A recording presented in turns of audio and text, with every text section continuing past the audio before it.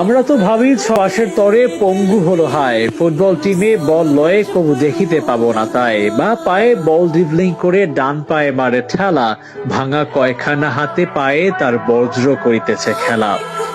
বহুকাল আগে জসীমউদ্দৌন লিখেছিলেন ফুটবল খেলোয়াড় কবিতায়। পল্লী কবির এই কবিতার মূল চরিত্র ছিলেন ইমদাদ সাহেব। ইনজুরিতে ভুগতে থাকা ইমদাদ সাহেবকে ঘিরে সবার ভাবনা থাকে তাকে বোধহয় দেখা যাবে না আর মাঠে। তবে ইমদাদ সাহেব সবার ভুল ভাঙেন। ইমদাদ সাহেব ফিরে আসেন মনের জোরে, ফিরে আসেন আগের চেয়ে শক্তিশালী হয়ে। মাঠের খেলা দেখান, কিন্তু এর পরেও হার মানতে হয় ওই ইনজুরির কাছে। এভাবেই কাটে ইমদাদ সাহেবের জীবন। জসীমউদ্দৌন প্রয়াত হয়েছেন অনেক আগে। যদি না হতেন তবে দেখে যেতে পারতেন তার প্রতীকী কবিতা, আর প্রতীকী হয়ে থাকেনি বহু ক্রস দূরে শুধু ব্রাজিলের একজন ইমদাদ সাহেবকে ধারণ করছেন। ইমদাদ সাহেবের মতোই তিনি ইনজুরিতে পড়েন, এরপর ফিরে এসে জাদু দেখান, কিন্তু বারে বারে হারতে হয় সেই ইনজুরির কাছেই। কবিতার ইমদাদের সেই দুর্ভাগ্য বাস্তবে বয়ন করতে হয়েছে স্বয়ং নেইমার জুনিয়রকে।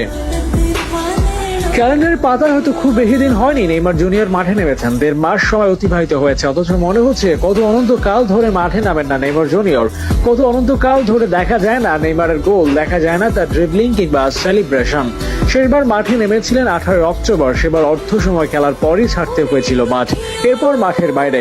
আগামী 8-10 মাস নেইমারকে মাঠের বাইরে দেখতে হবে দর্শকদের। এই সত্যটা জেনেও যেন মনের ভেতর দর্শকদের হাহাকার, কবে ফিরবেন তিনি।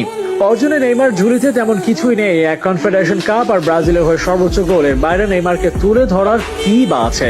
অথচ এই নেইমার শুধু নিজ দলে না, ভালোবাসা পান বিপক্ষ দলের সমর্থকদের কাছ থেকেও।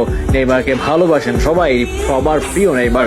নেইমারের বিপদে পাশে আছেন রাইভাল দলের সবচেয়ে বড় তারকা লায়নেল মেসি। নেইমারকে সমর্থন জানান আর্জেন্টাইন ভক্তরাও। নেইমার এই ভালোবাসা পেয়েছেন মাঠের খেলায়। যতবার ইনজুরির কারণে ছিটকে গিয়েছেন, ফিরে এসেছেন ততবারই শক্তভাবে। প্রতিবার লড়াই করেছেন ইনজুরির সাথে, যে লড়াইয়ে জিতে মন জয় করে নিয়েছেন দর্শকদের। তাই তো পূর্ণতা অপূর্ণতার ভিড়ে দর্শকদের চাওয়া একটাই, নেইমার মাঠে ফিরুক, দেখাক তার ফুটবল শৈলী। গতকাল যে দেখা হয় না নেইমারের 2 পায়ের জাদু। সৃষ্টিকর্তা নাকি কাউকে বঞ্চিত করেন না, তাই শেষ বেলা সবার চাওয়া থাকবে বঞ্চিত না হোক নেইমার। বিদায় বেলা অর্জন করুক কিছু, অন্তত তাতে অল্প হলেও মর্যাদা পাবে নেইমারের প্রতিভা। তবে তার আগে চাওয়া একটাই, নেইমার ফিরুক নিজের সেরাটা দিয়ে, নিজের জন্য, দলের জন্য, সমর্থকদের জন্য, ফুটবল বিশ্বের জন্য, যে ফেরাটা খুব বেশি জরুরি।